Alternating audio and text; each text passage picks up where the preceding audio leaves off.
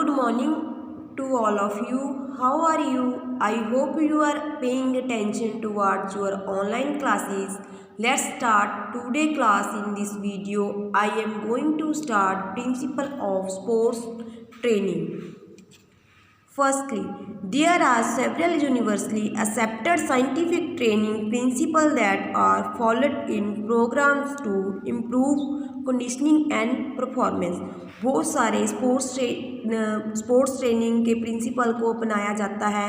किस लिए अपनाया जाता है? स्पोर्ट्स ट्रेनिंग करवाई जाती है। जो खिलाड़ी होते हैं उनकी परफॉर्मेंस को इम्प्रूव करने के लिए बहुत सारे ट्रेनिंग प्रोग्राम करवाए जाते हैं। यहाँ पे हम स्पोर्ट्स ट्रेनिंग के प्रिंसिपल्स की बात करेंगे जो कि 8 दिए गए हैं। Firstly, the principle of continuity. According to this principle, इस प्रिंसिपल के अनुसार, इस सिद्धांत के अनुसार ट्रेनिंग मस्ट बी कंटिन्यूस। जो ट्रेनिंग है वो लगातार होनी चाहिए। इस सिद्धांत के अनुसार जो ट्रेनिंग है वो लगातार होनी चाहिए। Then no break in between training. जो ट्रेनिंग है उसके अंदर ब्रेक नहीं होना चाहिए।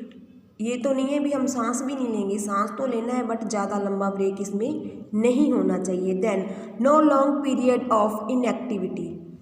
जब भी हम स्पोर्ट्स ट्रेनिंग करते हैं तो जो कंटिन्यूटी का सिद्धांत है इसके अनुसार जो हमारी ट्रेनिंग चल रही है उसमें ज़्यादा लंबे समय का गैप नहीं होना चाहिए। ऐसे नहीं है हमने 5 दिन ट्रेनिंग की, फिर हमने 5 दिन का गैप कर लिया, फिर हमने 5 दिन की ट्रेनिंग की, फिर हमने 10 दिन उसको छोड़ दिया, ऐसा नहीं होना चाहिए। Then max interval between 2 training session but not too long. जो 2 ट्रेनिंग सेशन होने चाहिए उसमें इंटरवल का टाइम होना चाहिए, बट जो इंटरवल है वो ज़्यादा लॉन्ग नहीं होनी चाहिए। Then second principle, the principle of overload. The principle of overload states that there should be a greater load than normal on body for any training adaptation. इसमें बताया गया है जो हम डेली प्रैक्टिस करते हैं, डेली ट्रेनिंग लेते हैं, उसके मुकाबले हमने ज़्यादा अपनी बॉडी को ओवरलोड देना है। जैसे हम डेली एक स्टैंडर्ड ट्रैक के 8 राउंड लगाते हैं बट अब इसके हमने 12 राउंड लगाने हैं, तो हम नॉर्मल जो प्रैक्टिस करते हैं उससे ज़्यादा उसको ओवरलोड दे रहे हैं और हमारी बॉडी को उसके मुताबिक बना रहे हैं। हाँ, ओवरलोड के अनुसार, इस सिद्धांत के अनुसार हमारे को कौन कौन सी बातों का ध्यान रखना चाहिए, कैसे हमने जो लोड है वो इनक्रीज़ करना है। Gradually increase in the training volume. जो हमारा लोड है, ट्रेनिंग का लोड है, वो ग्रेजुअली बढ़ाना चाहिए, ग्रेजुअली इंक्रीज़ करना चाहिए। ये नहीं है कि आज हम 10 राउंड लगा रहे हैं एक स्टैंडर्ड ट्रैक के, नेक्स्ट डे 12 लगाएंगे, ये नहीं है हम नेक्स्ट डे 20 लगाएंगे। ठीक है, तो धीरे धीरे उसको इंक्रीज़ करना है। Then not to increase load unless it is adept by the body.